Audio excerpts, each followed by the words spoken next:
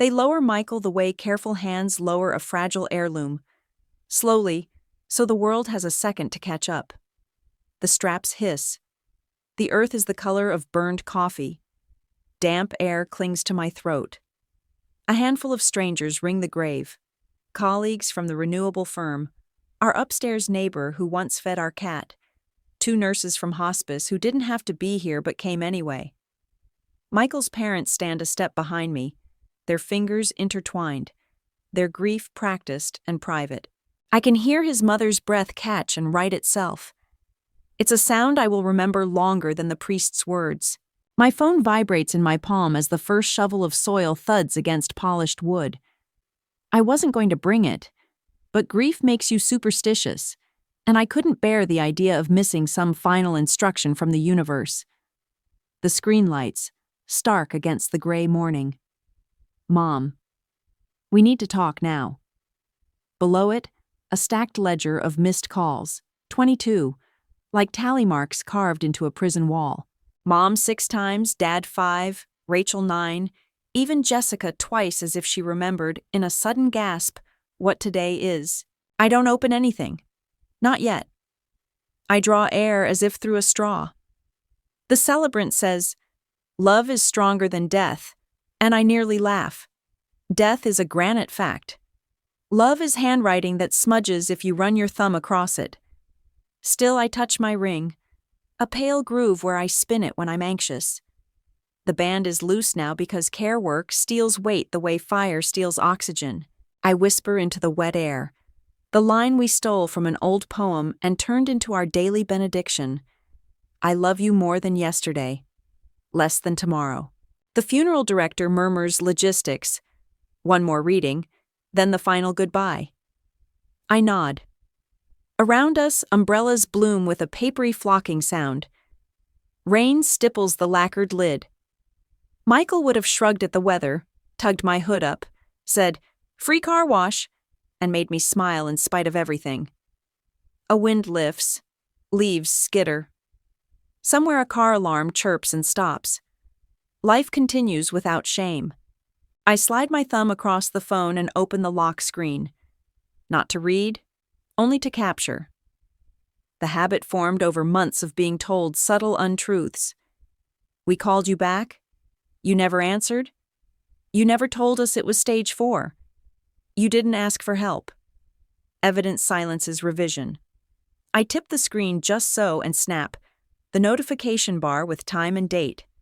Mom's text framed by the neat stack of 22 missed calls. Then a second photo, in case the first blurs. I'm not planning revenge. I'm planning memory with receipts. The celebrant invites me forward. I step, legs uncertain as a foal's. The casket is close enough to touch. My reflection is a ghost on its curve. I place the small bouquet, white roses laced with forget-me-nots, exactly where Michael would have teased me for being fussy. "It matters to you, so it matters," he'd say, and mean it. I press 2 fingers to the wood. "Thank you for loving me," I breathe, and my voice doesn't break until the thank. On the folding chair, someone left a small program printed on thick cream stock. Michael James Wilson, 1990-2024. The font is too elegant. Grief prefers monospace. Beneath it, the songs he chose back when we still believed in experimental protocols and second opinions. A Springsteen for the drive, a Sufjan for the ache, Debussy, because the hospital at night sounds like a sea. I fold the program in half with clean creases and tuck it into my coat like a passport. The service ends with the priest's palm raised, weathered like a map. Guests move in slow lines, hands touching hands, faces practicing sympathy. "He taught me to fix my bike chain," a coworker says. "He always brought extra granola bars to site visits," the project manager adds. The stories form a low roof of kindness beneath the rain. I stand and nod, nod, nod, until my neck feels like a hinge in need of oil. By the time the last stranger drifts toward the parking lot, Michael's parents and I are alone. His father clears his throat. "We can stay after, Nina, or go back with you." Whatever you need. What I need is to lie face down on the grass and not move until spring. What I say is, could you give me a minute? I'll meet you at the car. They step away, a respectful distance that refuses to become abandonment. I kneel, careful of the mud, and let the world quiet until only rain and breath remain. The phone hums again, insistent, gnat-like. Against my better judgment, I look. A fresh cascade of messages waterfalls the screen. Mom, please answer. We need to discuss family matters. Dad, call when you can. Rachel, a single thumbs up on the funeral event I posted 3 days ago. Jessica, 8 hour with coffee. Promise. Time-stamped an hour before the service she did not attend. Beneath them, a social notification mushrooms up. Rachel tagged you in 12 new photos. I freeze. The banner shows a thumbnail of champagne flutes at the Grand Hotel Terrace, a spray of white balloons. Rachel in cream silk mid-laugh. The timestamp is this morning. My breath shortens. I do not open the album. I don't need the full color spread to know what it contains. I raise the phone again and take another picture. Lock screen plus notification plus time. The kind of snapshot that seems petty until the first gaslight burns. Then I swipe down, capture 8:06 a.m., Jessica. Promise. Capture 9:15 a.m. Rachel tagged you. Capture the small weather icon that says, light rain, 52 degrees. Because even the sky will one day be disputed. A crow lands on the fence, slick as a bad idea, and caws once, exactly like a cough. I stand, wipe my palms on my coat lining, and watch the ground's crew edge closer with discreet efficiency. The casket lowers to its final bed. I imagine the coolness under the soil, the quiet. I imagine Michael resting as if he's found the only room in a loud house where no one talks over him. The phone starts buzzing again. Unknown caller. Then Mom, then Dad. A chorus of urgency choreographed just late enough to be useless. I flick to silent and pocket it like a stone. I'm not answering, I tell the air. Then, to Michael, because saying his name out loud is a way to keep it far from the past tense. I won't answer. Not today. I turn to leave and feel my body hesitate at the edge of the green mat, like stepping off a curb you didn't know was high. Michael's mother opens the car door before I reach it and wraps me into the kind of hug that feels like being threaded back together. We'll go home, she says. I'll make soup. You won't eat it, but I'll make it anyway. Her husband touches my shoulder. We'll handle the rest with the director. You don't have to sign anything today. I nod. The word sign is a small hook in a large sea. We haven't discussed paperwork beyond the obituary and music choices, but experience has taught me that someone always brings paper to a grief scene, the way someone brings too sweet tea and the plastic fork that breaks. We drive in a caravan of 3, their sedan up front, mine behind, the hearse peeling away at the gate. The windshield wipers keep a metronome my heart can't follow. At the red light beyond the cemetery, my screen glows again in the cup holder, insistent as a fire alarm. I pick it up, not to read, not to reply, to preserve. The camera opens with a glassy click. I frame the stack of notifications beneath the dashboard clock, the tiny dashcam reflection catching my wet cheek, the street sign that reads Elmwood like a joke about grief. I press the shutter. A record is a spine when the day collapses. At home, the hallway smells like the eucalyptus I hung in the shower when hospice started. Michael hated it, said it made the bathroom feel like a sauna at an overpriced gym, but he laughed when I called it the grief spa and kissed my forehead anyway. I hang my coat with hands that don't quite feel like mine. The apartment looks staged, as if a realtor has been through, tidying sorrow into acceptable lines. The throws stacked on the couch, the hospice binder closed on the table, the blue urn, still empty, waiting. Michael's parents move with quiet rehearsal. Kettle filled, cups set, tissues placed at reachable angles. I catch my reflection in the microwave door, The kind of woman who reads the backs of medicine bottles for sport, who knows which drawer holds the sharps container, who learned to count pills by weight on the tongue. Sit, his mother says, and I do because if I don't, my knees will lock like rusted hinges, steam coils from the mugs, the window streaks with rain. My phone lies face down on the table, a small black door I'm not opening. Not yet. Without looking, I slide it closer and by muscle memory, open the camera again. One more photo. The mute icon glowing, the date in the corner, the kettle in mid-billow, Michael's parents at the edge of frame like parentheses holding me up. I save it and tuck the device under the hospice binder, where I kept charts and dosages and symptom logs I mastered like a second language. Later, there will be calls I cannot avoid and words I will have to say, and words I will refuse to hear. Later, there will be paper with sharp corners that ask for signatures, and a terrace video, and a door I will close on people who taught me how to doubt my own weather. For now there is rain and steam, and the taste of tea I cannot swallow, and the knowledge that grief is colder when you stand in it alone. For now there is a soft certainty forming at the base of my throat, an iron filament threading through the fog. Keep everything. Keep the screenshots, the times, the contracts, the tiny details that prove this day occurred exactly as it did. Love is the handwriting. Memory is the ink. Evidence is the lamination that keeps it from smearing. I wrap my hands around the mug until my skin learns heat again, and when the phone shivers once more under the binder, I let it. I will answer no one. I will archive everything. Michael appeared in my life the way sunlight does on a cloudy morning, uninvited but undeniable. I was 20, bent over a fortress of psychology textbooks at the library, when his shoulder clipped mine and the whole stack collapsed like dominoes across the floor. Sorry, he said, already on his knees, hands gathering spines as if he'd broken something precious. I was ready for a muttered apology and a quick exit. Instead, he looked me straight in the eye and said, I owe you coffee, non-negotiable. That cup of coffee stretched into dinner, then into a movie, then into 5 years of a love so steady it felt revolutionary.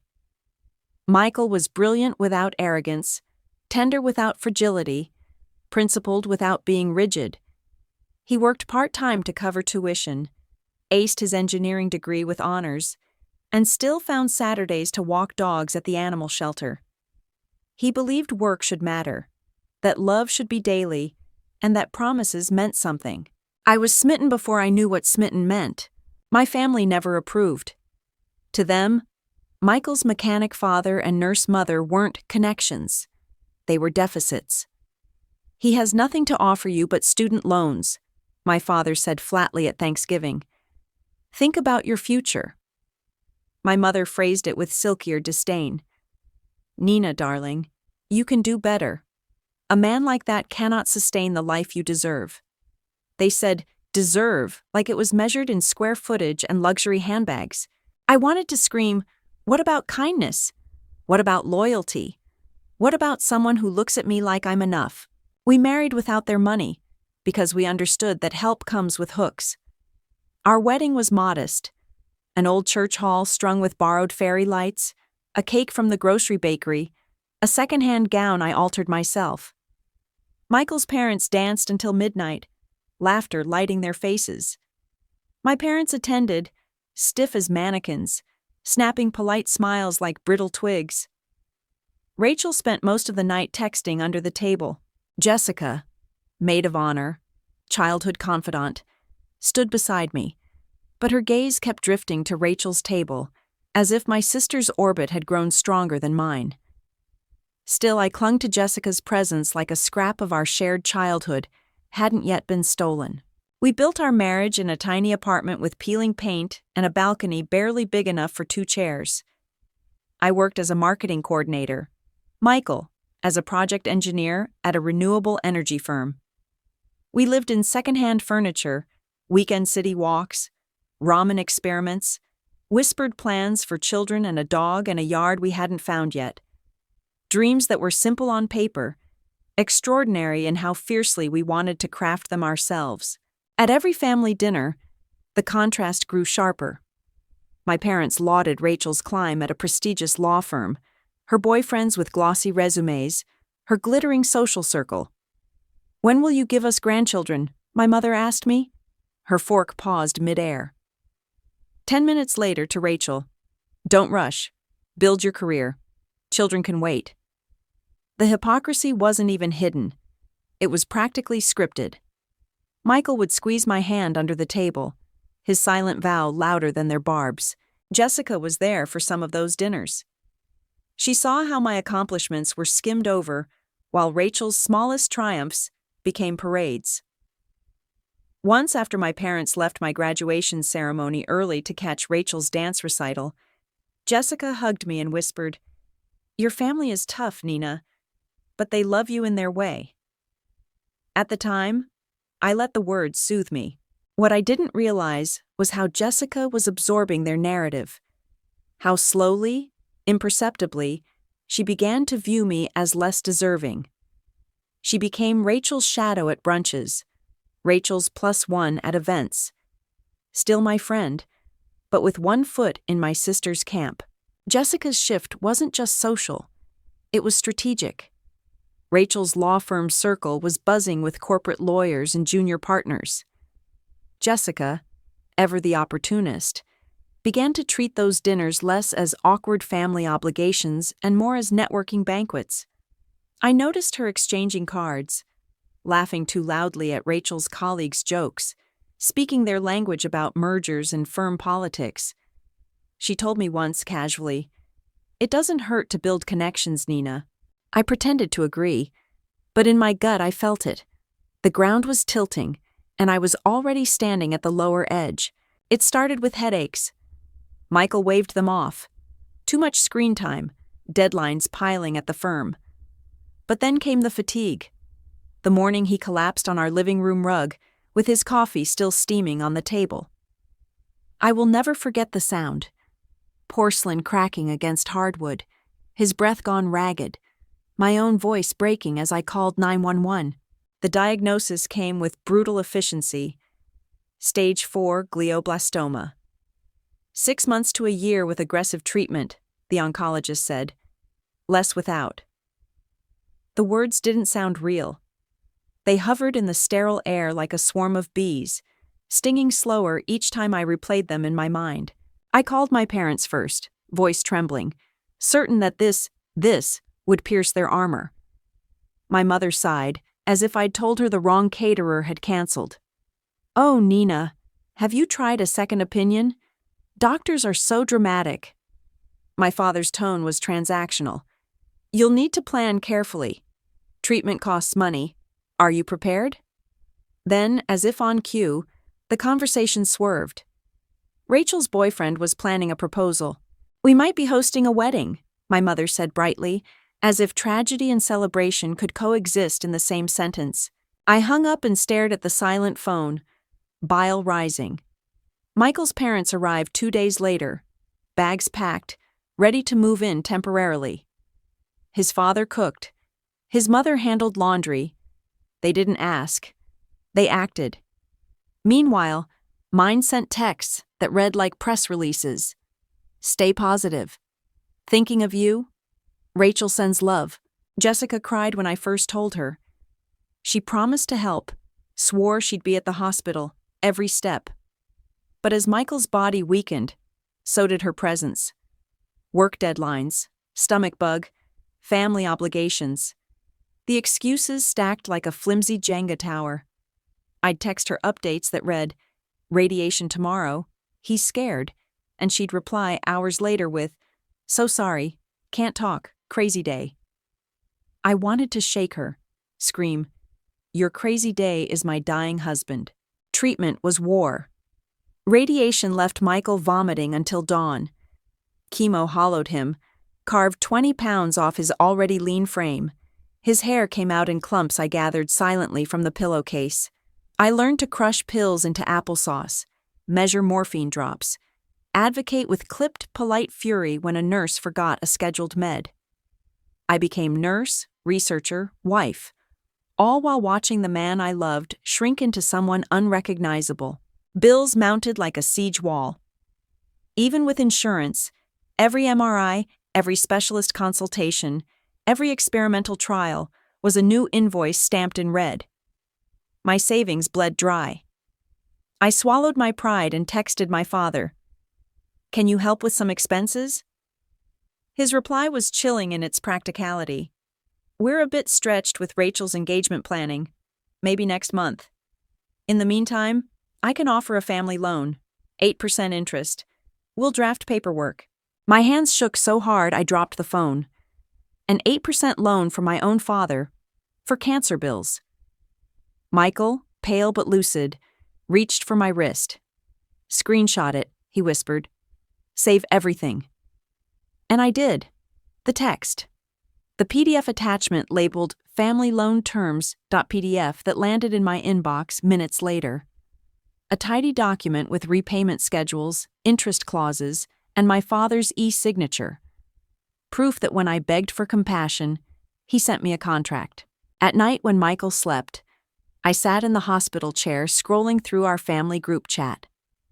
My updates were met with curt emojis. From Mom. "Hang in there." From Rachel. Silence from Jessica. Meanwhile, Michael's colleagues organized meal trains. His college roommate flew in to sit at his bedside. His parents split night shifts so I could shower. The contrast was a canyon. One evening, as I fed Michael ice chips, he whispered, "People show up differently in crisis. Some can't handle pain that isn't their own." He tried to make excuses for them. My parents, my sister, my best friend.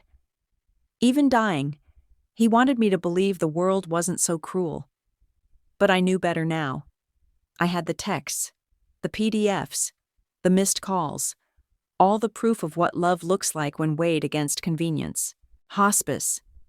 The word hung in the air like smoke.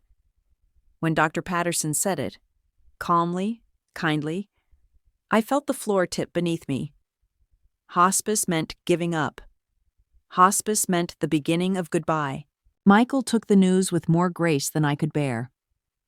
"Comfort," he murmured, his hand skeletal but steady in mine. "Maybe that's enough now." I pressed my lips to his knuckles and tried not to sob loud enough for the hallway to hear. The same week, my mother's voice burst through the phone, bright with excitement. "Rachel is officially engaged. We've booked the country club terrace, darling. Caterer confirmed. It'll be beautiful." I closed my eyes. "When?" 3 weeks, Saturday afternoon. Perfect weather for photos." The air left my lungs.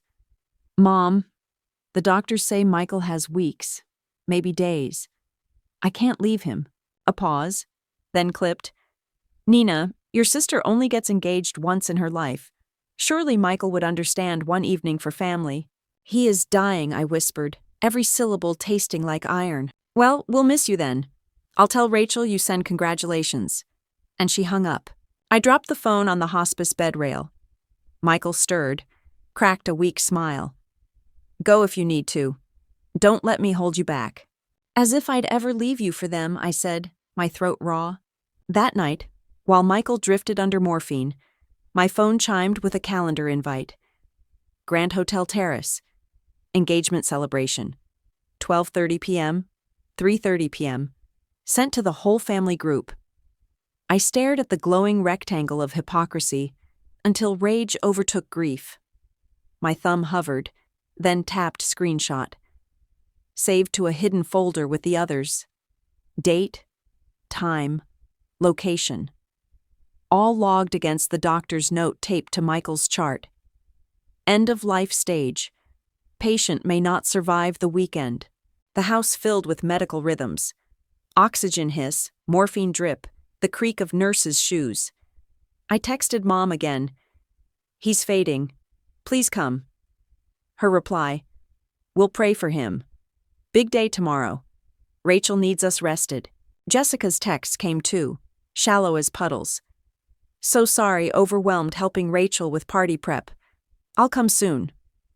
Then hours later, a smiling photo of her with Rachel at a salon, champagne glasses in hand. Caption: Bridal glow up. I stared until the screen blurred, then snapped another screenshot. Proof that while Michael's lungs fought for air, my best friend sipped bubbly. Saturday arrived like a knife. Michael's breathing grew shallow, rattling like paper in wind. The hospice nurse whispered, "It could be hours." I clutched his hand, begged silently for one more moment, one more heartbeat. My phone buzzed on the table, notifications popping like fireworks.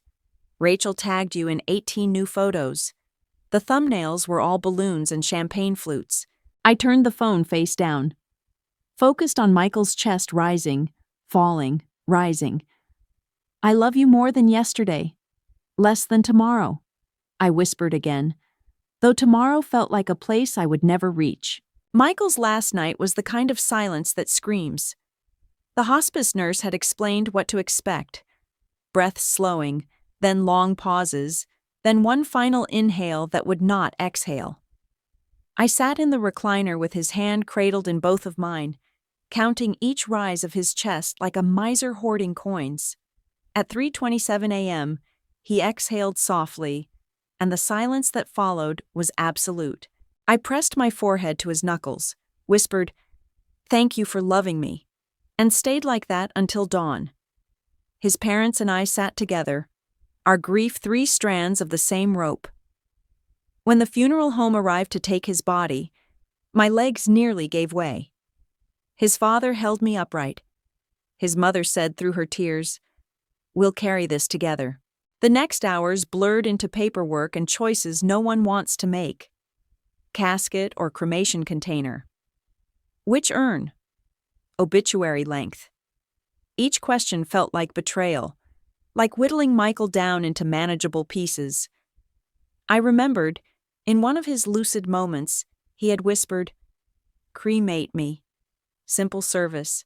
Play the music we love. Scatter ashes at Lake Michigan." His wishes became my compass. The funeral director slid contracts across the desk. Itemized, sterile. Rental casket, $950. Viewing room fee, $300. Obituary placement, $200 per column inch. Each line was a dagger. I initialed, signed, dated, my hand shaking like I was forging someone else's name. When the printer spit out copies, I tucked one into my bag. Another piece of evidence. Not just of cost, but of who cared and who didn't. Out of desperation, I forwarded the invoice to my parents. "This is what everything costs. Please help." The read receipt popped up within minutes. No reply, not a word. Just the cold confirmation. Seen. Michael's parents, on the other hand, insisted on paying for flowers, on covering the cost of the obituary. His mother brought a box of photographs for the memorial table. Michael at 10 holding a dog too big for his arms. Michael in his high school graduation gown. Michael with me at our wedding, his eyes damp but smiling. She touched my cheek. He'd want people to see the whole of him, not just the illness. I nodded, swallowing glass. 3 days after his death, we held the service. I dressed him in the blue suit he wore when we married. It hung loose on him now, but it still carried the memory of that day, when his eyes shone brighter than any light in the hall. I texted my family the details again. Time, address, even a Google Maps link. No response.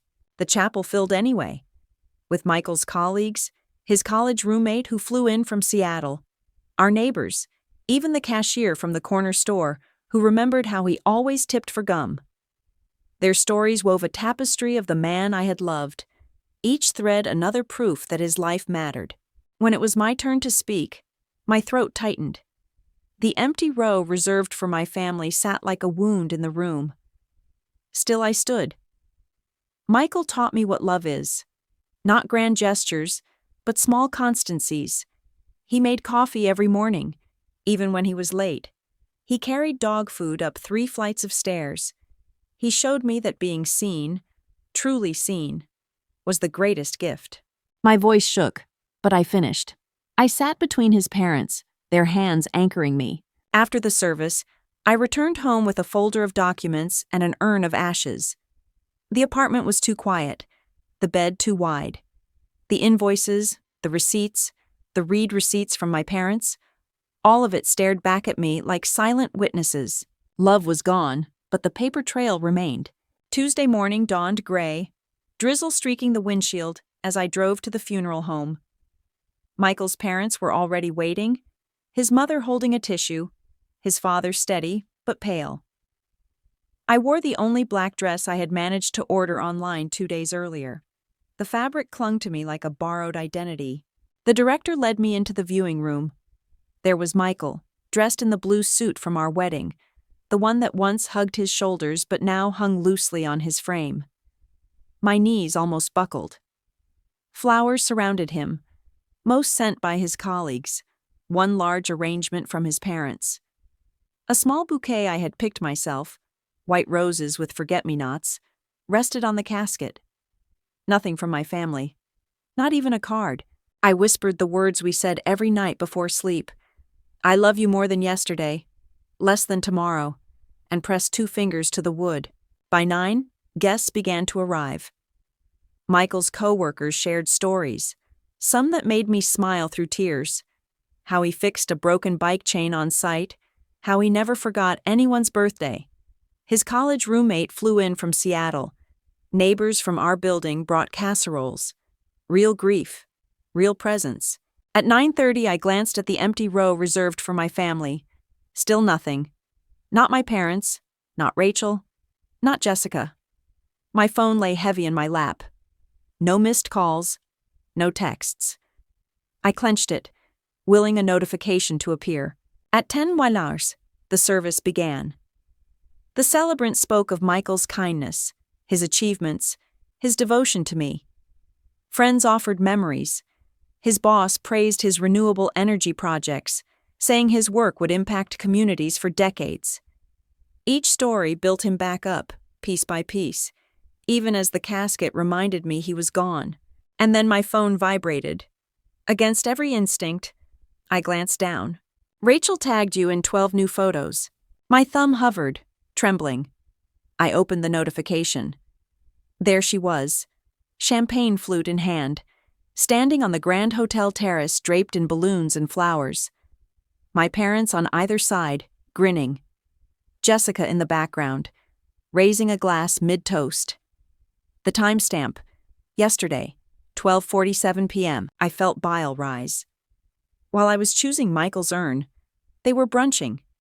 While I was writing his obituary, they were clinking glasses. I snapped the screen shut, but the images burned behind my eyelids. I slid the phone into my bag, then pulled it back out. Reflex. I framed the lock screen, the notification, the time, and took a screenshot.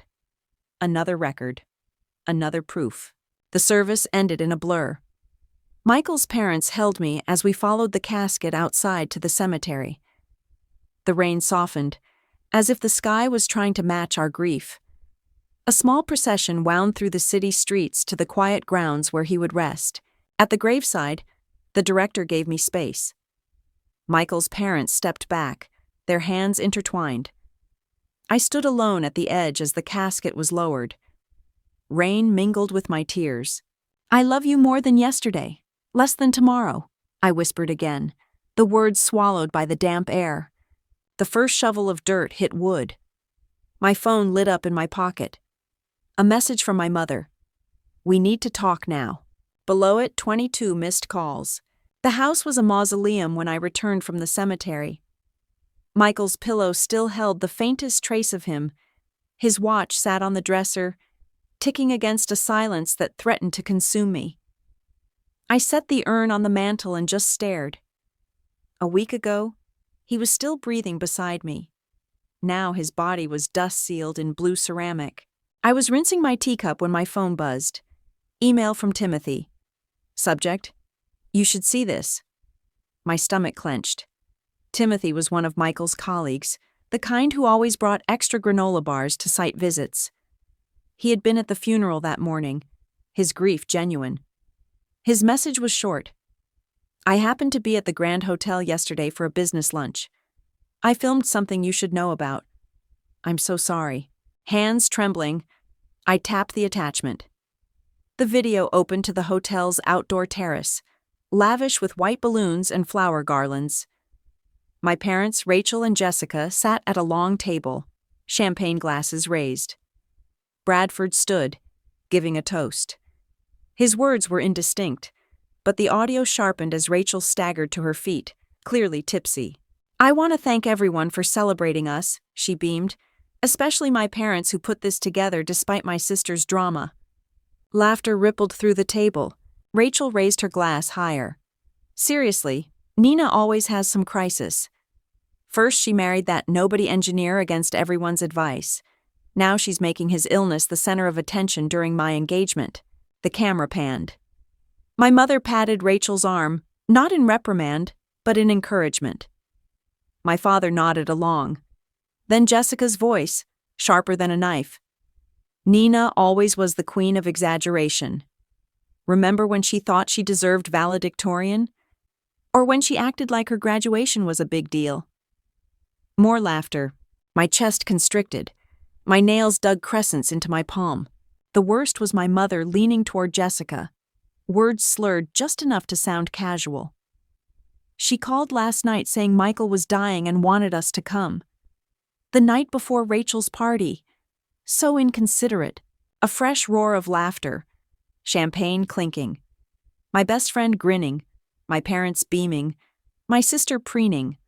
All at the exact moment I had been clutching Michael's fading hand, begging him not to leave me. I stopped the video, bile rising in my throat. My hands shook so badly I nearly dropped the phone. I replayed the clip just to confirm I hadn't hallucinated their voices. Every cruel syllable was clear, time-stamped, undeniable. On instinct, I saved it twice. To my phone, to the cloud. Then I scrolled back through my text history with Jessica. 3 weeks ago, she'd asked how long Michael had. I'd told her honestly, days maybe. The next day, Rachel announced her engagement party date, perfectly positioned over the window when Michael was most fragile. Not coincidence, deliberate. And my parents, my best friend, they had aligned themselves with her, mocking my grief, weaponizing my love as drama. The tea in my cup had gone cold, untouched. My heart was pounding, my throat raw with unshed screams. I opened my hidden photo folder, screenshots of unread messages, of party invites, of my father's 8% loan offer, of the funeral invoices. And now this video, the crown jewel of cruelty. It hit me in waves. They hadn't just failed me. They had chosen Rachel. Chosen her party over Michael's death. Chosen champagne over loyalty. Chosen laughter over love. This wasn't absence, it was betrayal. The morning after Michael's burial, I woke to the doorbell's shrill echo. My phone was already vibrating itself across the nightstand. Texts from Mom, Dad, even Rachel, their words syrupy with urgency. "We need to discuss family matters. Come by today, darling. It's important you sign something before the week ends." I ignored them, until an email landed with the subject line, "Trust Amendment, immediate action required." I opened it with shaking fingers. Attached was a PDF. My parents' family trust documents. The cover letter was curt. "Nina, please sign and return by tomorrow. This will simplify distribution." My chest tightened. Simplify meant erase. I didn't trust myself to read every clause, so I forwarded it to Susan, my colleague who had become a lifeline through Michael's illness. Within an hour, she called back, her voice low. Richard looked at it. "Nina, if you sign this, you're giving up your entire share of the family trust. Everything would go directly to Rachel." I sank into the couch, bile rising. They want me to disinherit myself the day after I buried Michael? Worse, she said. Richard spotted a no-contest clause. If you sign, you also agree not to challenge the trust in the future. And there's language about caregiver undue influence. They're setting it up, so if you refuse, they could accuse you of manipulating Michael for financial benefit. It's insidious. I pressed the phone to my ear, stunned. So either I sign and lose everything, or I fight and they smear me. Nina, Susan said firmly, do not sign. Not a word. Not a line. Promise me. I promise. My voice was steadier than I felt. Minutes later, the doorbell rang again. Through the peephole, Jessica stood on my porch, clutching a bouquet and a bottle of wine, her makeup smudged. I didn't move. The memory of her laughter in that video roared in my ears. Nina, please, she called, her voice muffled through the wood. I want to explain. I cracked the door, just enough to face her without letting her in. Her eyes were red. Explain what? That you skipped Michael's funeral for brunch? That you mocked me while my husband was dying? Her lips trembled. It was just, I was playing along. You know how Rachel gets. No, I said flatly. I don't know. Because I don't betray the people I love just to stay in someone's orbit. Her expression hardened, the tears replaced by a flicker of resentment. You've always been judgmental. Always acting like a martyr. My husband died, I snapped, my voice cracking the air between us. And you chose champagne over compassion. Jessica flinched, but didn't retreat. Your parents sent me. They're worried. They want you to come home. To sign the paperwork. There it was. Not even subtle. I closed the door to a sliver. Tell them this. I read the documents. I know exactly what they're trying to do, and I will never sign. Her face drained of color. How? I shut the door, locked it, and slid down against the frame as she knocked once, twice, then finally walked away. On the coffee table, my laptop screen glowed with the trust amendment. Clauses highlighted by Richard, Article 4, Disinheritance, Section 7, Caregiver, Undue Influence. Each phrase, a knife. My parents hadn't come to grieve with me. They had come for signatures, and I had the proof. Screenshots, PDFs, the video. A ledger of betrayal, in their own words and contracts. The knock came at exactly 11. The camera feed flickered on my phone. My parents at the door. Rachel behind them in a cream blazer. Jessica hovering at the edge like she'd rather dissolve into mist. My father clutched his briefcase like a shield. I let them in. Not out of forgiveness, but out of something sharper. The need to confront, to scrape the rot into daylight. Mom wasted no time. She swept past me, lips tight, eyes already scanning the room like she was inspecting a hotel suite. We've been trying to reach you for days, she said, her voice falsely soft. Michael has been dead for exactly 24 hours, I replied evenly. And yes, I've seen the calls. Rachel collapsed onto my couch with a sigh, crossing her legs like she owned the place. Can we get this over with? You're dragging this out, Nina. We all knew this was coming. Coming? My voice was calm, but my blood pounded in my ears. The trust, she said, flipping her hair. Mom and Dad need your signature so we can finalize. You don't need the money. You've got life insurance. Why make it harder than it has to be? For a moment, the room blurred. Michael's hollowed cheeks in the hospital bed. My father's text offering me an 8% loan. Jessica's laughter in the terrace video. I felt the weight of every betrayal pressing into my lungs. I walked to the console table, picked up my laptop, and opened the file Susan's husband had annotated. I turned the screen toward them. You mean this? The document that disinherits me? That brands me as a manipulator? That funnels everything to Rachel? Their faces shifted. Shock, then embarrassment, then anger. You had no right to show that to outsiders, Mom snapped, her voice sharp as glass. You had no right, I countered, to shove paperwork under my nose while I'm planning my husband's funeral. Rachel rolled her eyes. God, are we still talking about the funeral? People die every day. But an engagement, my engagement, that's once in a lifetime. I stared at her, then said, Actually, statistically speaking, with your track record and attitude, you'll probably get engaged more than once. Her face flushed crimson. How dare you? Not half as much as you dared when you stood on a terrace mocking my dying husband, I cut in. I tapped the keyboard, and the video filled the screen. Their own words spilled into the room. The laughter, the toasts, Jessica's cruel quip about valedictorian, my mother's dismissive whisper. Silence afterward was heavy, suffocating. That was taken out of context, Dad muttered. I snapped the laptop shut. There is no context where mocking your daughter's grief is acceptable. None. Jessica tried then, her voice breaking. Nina, please. I panicked. I laughed because I didn't know what else to do. Stop, I said. I don't want your excuses. You made your choice. You all did. I crossed the room to my desk and pulled out a folder. Inside were pages I had compiled over weeks. Photos of birthdays where Rachel unwrapped designer jewelry while I opened socks. Graduation ceremonies they skipped for her recitals. The bank transfer statements where funds earmarked for my college had been rerouted to Rachel's dance conservatory fees. I laid them out like evidence in a trial. 28 years of records, I said coldly. A ledger of exactly how you've treated me. This is not grief talking. This is history. Mom scoffed, but her face had paled. You sound like a child keeping score. No, I said, steady as stone. I sound like someone who finally sees the truth. You never loved me as much as you loved Rachel. And now I know. You don't love me at all.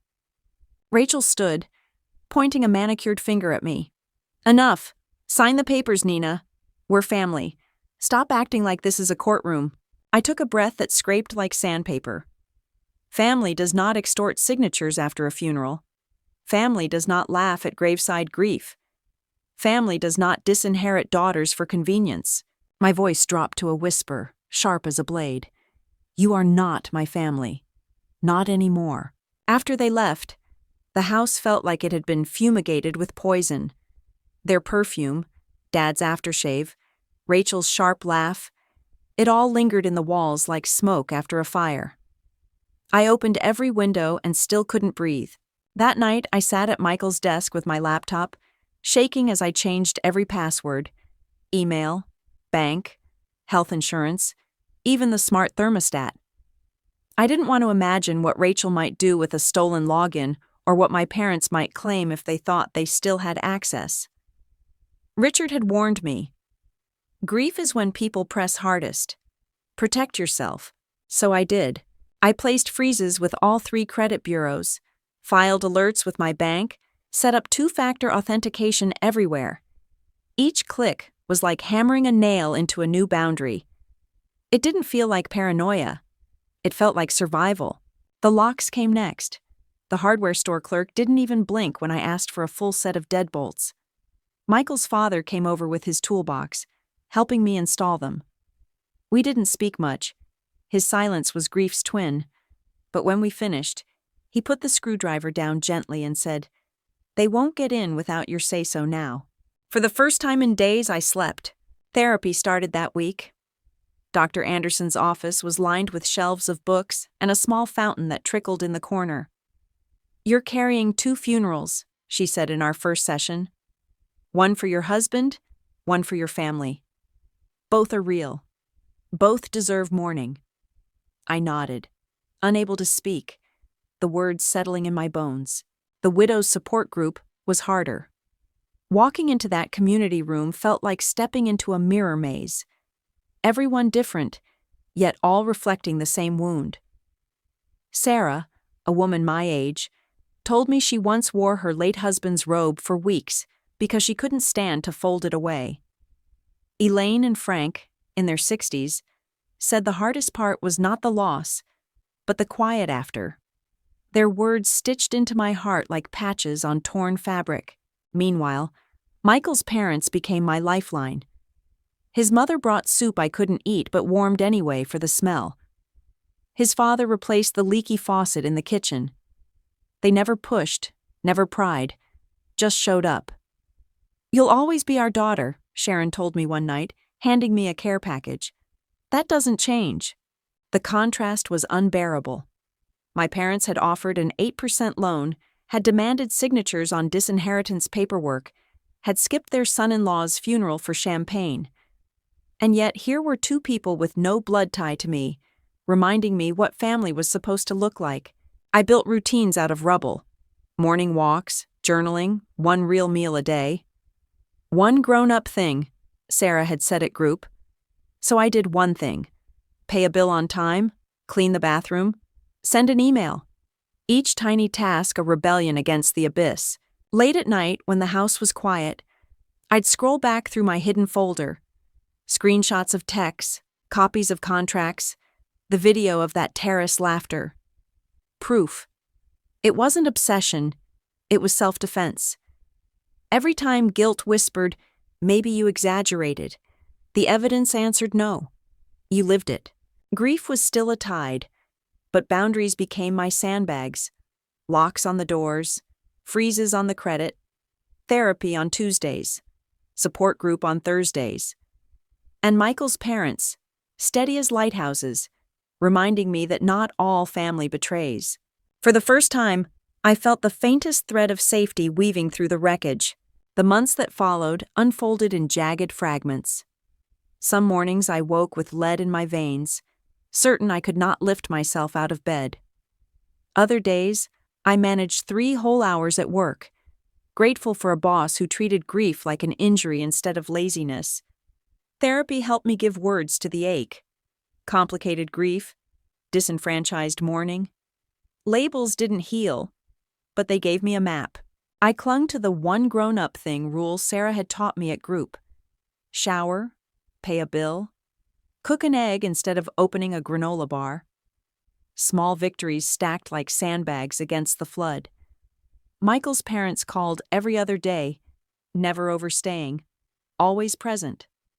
Sharon mailed me silly care packages, cookies, crossword books, a mug that said, "Grief is weird."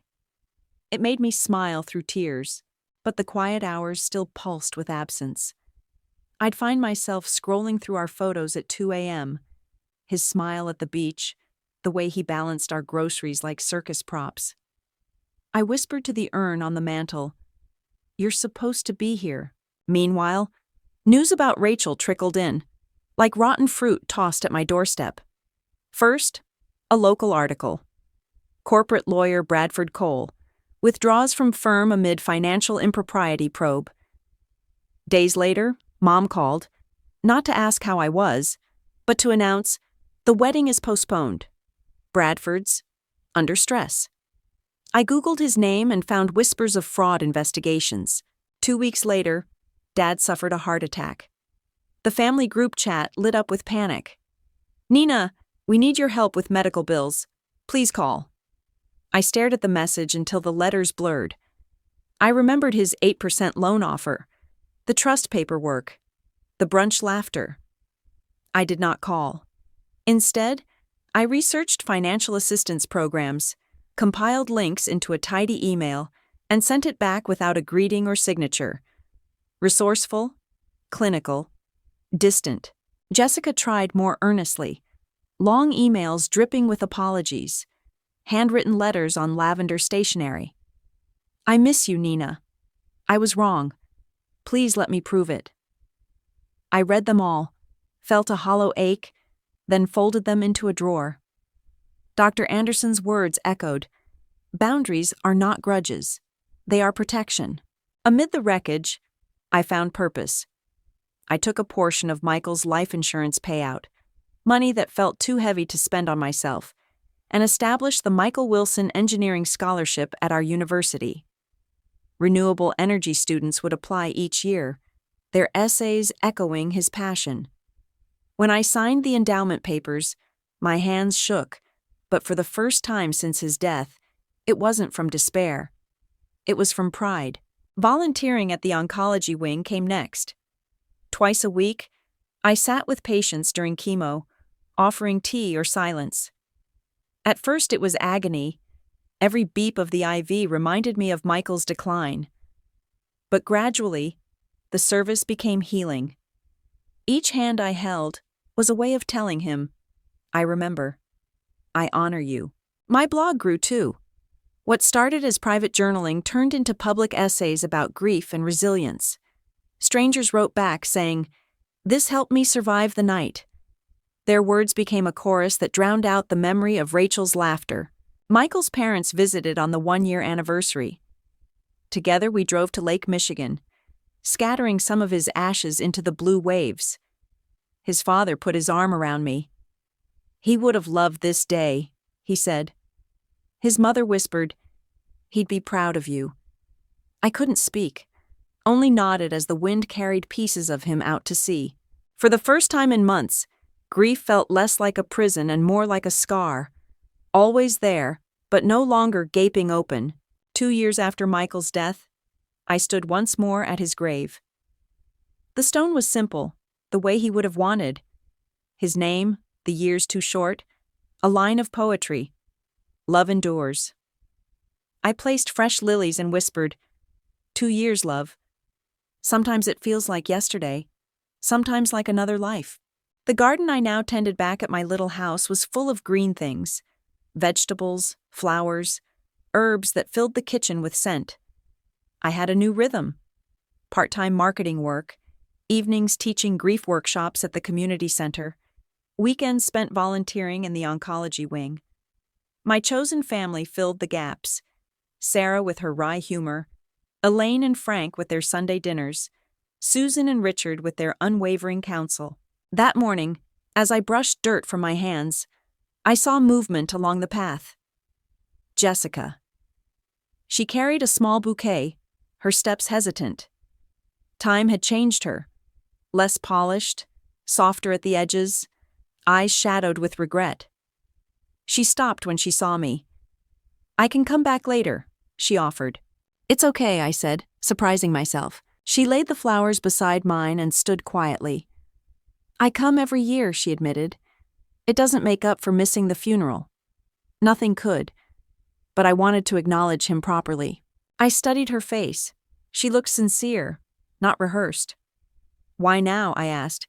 "Because I've been in therapy. Because Rachel and I had a falling out. Because I finally realized what I chose that day, and how unforgivable it was." She swallowed hard. "I don't expect forgiveness. I just wanted you to know I see it now. The ways I failed you." We talked for nearly an hour. Not about the trust, or Rachel, or my parents. About survival. About the mess of healing. About the kind of people we wanted to become. She confessed that losing my friendship was the hardest consequence of her choices. I didn't rush to mend anything, but I left the door cracked. Not wide open, but not bolted shut. That evening, I hosted dinner in my garden. Sarah brought her new partner, Elaine and Frank brought homemade pie, Susan and Richard arrived with wine. We ate under string lights, laughter weaving between us like thread through cloth. For a moment, I felt Michael there, his presence in the warmth, in the joy, in the way this chosen family held me. Later, I checked my voicemail.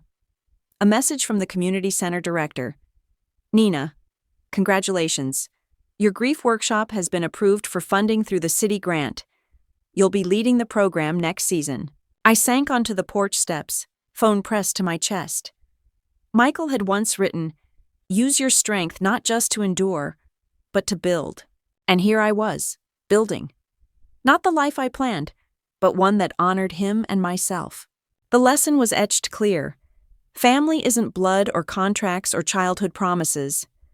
Family is who shows up, who stays when it hurts, who chooses you, over and over. As the night air cooled, I whispered toward the stars, "Thank you for loving me, Michael.